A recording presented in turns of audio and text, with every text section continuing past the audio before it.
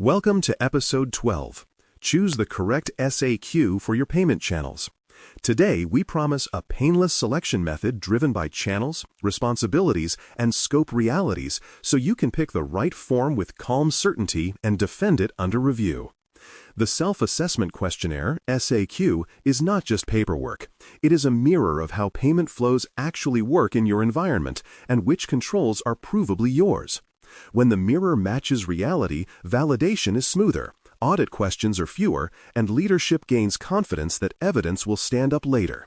We will build a conversational way to decide, beginning with a clean inventory, then mapping architectures to eligibility, and ending with proof that the choice still fits after change.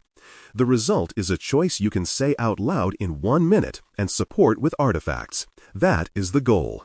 Start by inventorying channels in simple, descriptive language that your team can repeat without notes because the channel determines the shape of scope. Card present includes countertop terminals, handheld devices, kiosks, and fixed unattended points like fuel or ticketing stations, each with different device validation and physical hardening expectations. E-commerce covers web checkout where pages collect data directly, pages that embed provider-hosted fields in an iframe, and flows that redirect entirely to a provider domain. Mobile adds in-app collection through a software development kit where screens may be hosted locally or by a provider.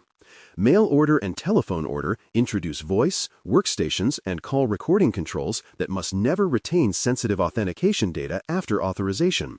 For each channel, write one sentence naming where primary account number, PAN, appears in clear text and who owns that step. Then name where clear text disappears, who can bring it back, and which provider documents reduce your burden. The inventory is your starting compass. Keep it crisp. Now match channel plus architecture to the appropriate SAQ type using simple eligibility ideas that you can defend with a sketch. Card-present merchants using validated standalone payment devices that never route cardholder data through merchant systems tend to qualify for the lightest forms because the devices, not your servers, handle sensitive steps.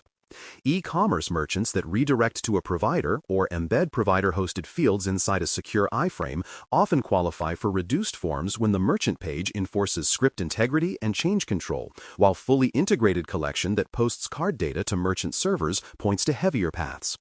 Mobile acceptance that hands entry to a provider SDK moves you closer to reduced scope. A custom capture screen that transmits card data through your app servers does not. Mail order and telephone order can qualify for tailored forms when recording and desktops are engineered to avoid sensitive authentication data entirely. The rule is humble. If your systems never see clear text and cannot pull it back, reduced forms make sense. If they do, expect stricter forms. Confirm provider roles and hosted elements honestly, because misplaced optimism is the fastest route to a risky SAQ. When a gateway hosts entry through a redirect or iframe, their service description and attestation of compliance, AOC, should explicitly cover secure collection, token issuance, and protected transmission into the brand networks, not just general hosting. If your checkout page still loads third-party scripts, tag managers, or analytics code that can touch the document object model, you still own integrity controls that might affect eligibility. In mobile, a provider SDK reduces exposure when it owns the entry field, storage, and transmission. If your code handles full PAN before passing it onward, that is your scope. For card present, validated device listings and implementation guides must be followed as written, or your status reverts to heavier forms. The exam's safe posture pairs provider proof with merchant-side safeguards. Hosted elements can shift you to a reduced SAQ only if the design and documents actually move sensitive steps off your systems. Proof wins. Recognize that some SAQs contain limited requirements because their eligibility presumes tight scoping and disciplined boundaries. Those streamlined questionnaires assume no storage of full PAN, no custom code that handles cardholder data, and no connectivity that would allow your systems to observe or alter sensitive flows. They expect you to prove script integrity for web containers, to keep device inventories and chain of custody records in card-present lanes, and to enforce least privilege access for the few teams who can change those edges. When you pick a limited SAQ, you are attesting that the world inside your walls cannot see, change, or collect cardholder data in clear text. That is a strong claim. It must be supported by evidence such as configuration screenshots, integrity reports, device listings, and change tickets with names and dates. The form is short because the design did the work. Eligibility is earned, not assumed. Treat it that way. Learn the bright line conditions that force SAQD and say them out loud so no one forgets. If any system you operate stores, processes, or transmits full PAN, you are in broad scope and SAQD follows unless a full assessment is required by level. If your web stack collects card data directly, or your mobile code handles card data before passing it to a provider, the heavier path applies. If complex connectivity allows administrative access from general networks into the cardholder data environment, or if shared services are not segmented and controlled with evidence, the reduced forms will not fit. If sensitive authentication data ever lands in logs, tickets, recordings, or exports, even briefly, you have crossed into a place where only the most rigorous form can reflect reality. None of this is punishment. It is a map that keeps claims honest and protects customers by anchoring validation to what systems actually do. Speak the triggers plainly, then choose accordingly. Validation matters most when you think a redirect, iframe, or hosted field removes your system from scope, because that is where wishful thinking can hide. For web, confirm that the payment field is served from the provider's domain, that content security policies and sub-resource integrity are enforced on the container page, and that change control prevents unreviewed scripts from landing near checkout. For mobile, confirm that the entry view is owned by the provider SDK, that your code never copies or logs sensitive fields, and that crash report frameworks cannot capture them by default. For card present, confirm that the encrypting device, its keys, and its chain of custody align to the implementation guide, and that no middleware ever brings clear text onto merchant networks. The test is practical. Could a developer, analyst, or admin in your environment see clear text if they tried with the tools they have today? If yes, reduced forms are not yours yet. If no, keep the evidence that proves it. Document compensating factors that change selection and be ready with examiner-friendly narratives that explain why a flexible approach still meets the objective. If you need an alternative for a specific control because of architecture or vendor constraints, write the targeted risk analysis in simple terms. Name the safeguards that substitute and specify how you will monitor and review the result.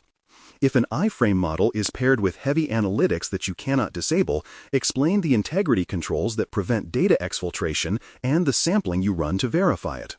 If mail-order staff must share a tool that could capture audio, show the configuration that mutes recording on payment prompts and the periodic tests that prove it. Compensating logic does not make SAQ selection lighter by magic. It shows why your choice still satisfies the control objective without creating a hidden path for clear text or weakening evidence. Write as if a stranger must agree, because one will. Reconcile SAQ choice with merchant level and brand expectations, since validation form and validation rigor are not always the same thing. High-volume merchants may be level 1 for a brand and therefore require a third-party assessment even if certain channels would otherwise qualify for reduced SAQs.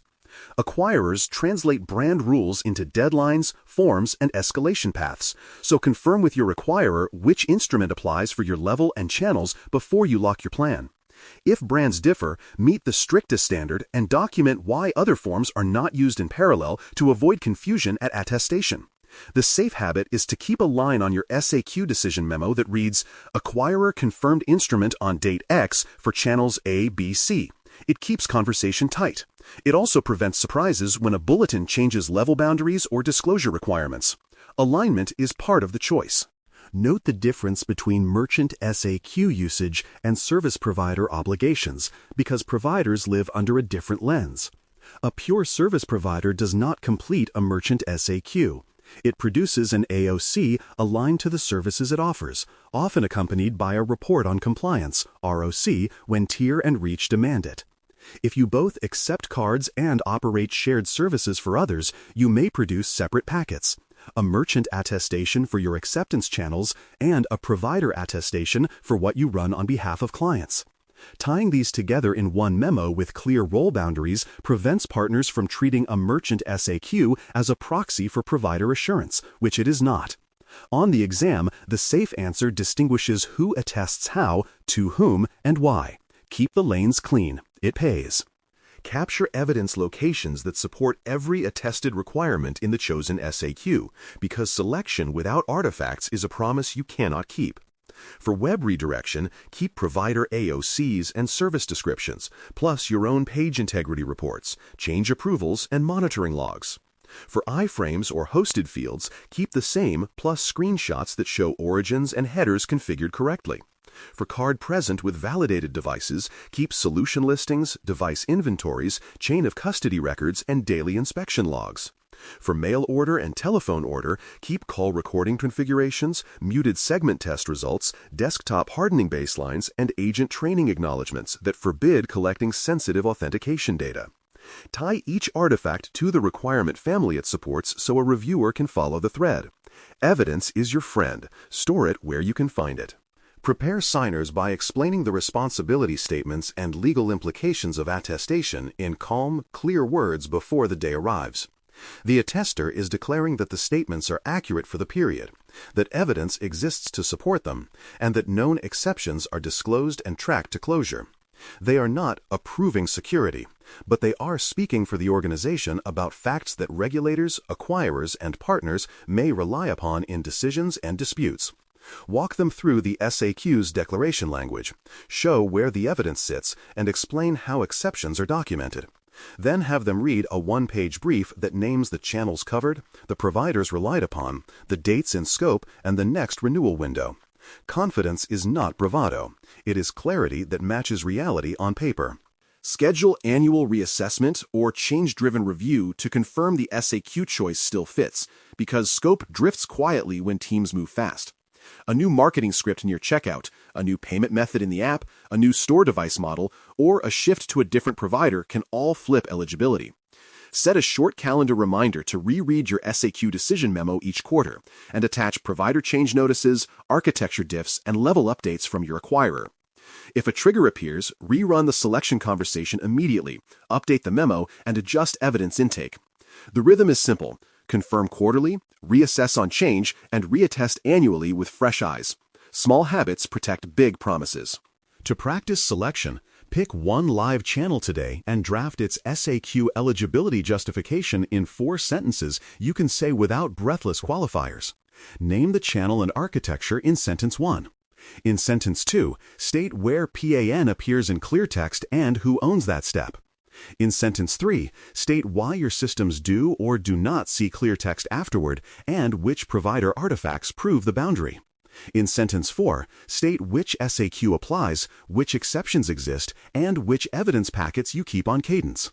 Read it aloud. If any sentence feels slippery, that is your cue to tighten the design or the proof before you sign. When you reconcile across the whole estate, keep your map short enough to teach. One card-present lane with validated devices and P2PE may point to a reduced form. One web lane with iframes may also point to a reduced form. And one older lane with integrated collection may require SAQD until refactoring completes. Put the 3 in one table for leadership with dates, owners, and next change steps that will lift heavier lanes into lighter ones. Tie every lane to the provider packet you depend upon, then schedule retrieval and review on a cadence that fits your assessment window. The less mystery, the better your year goes. That is the underlying principle. Finally, remember that SAQ choice is not a game of small print. It is a statement about where risk lives and how you prove you moved it. The Payment Card Industry Data Security Standard, PCI DSS, rewards honest scoping paired with clean evidence, and the Self-Assessment Questionnaire, SAQ, is the instrument that carries that story to the people who need to trust it. You now have a way to speak the story from inventory through eligibility to artifacts and reassessment without losing your footing. Close today by selecting one channel and writing its 4-sentence justification. Read it twice. Then place it where your signer can find it when the time comes. A choice you can say is a choice you can defend. Thanks for listening. For more audio courses, daily newsletters, and more, please visit baremetalcyber.com.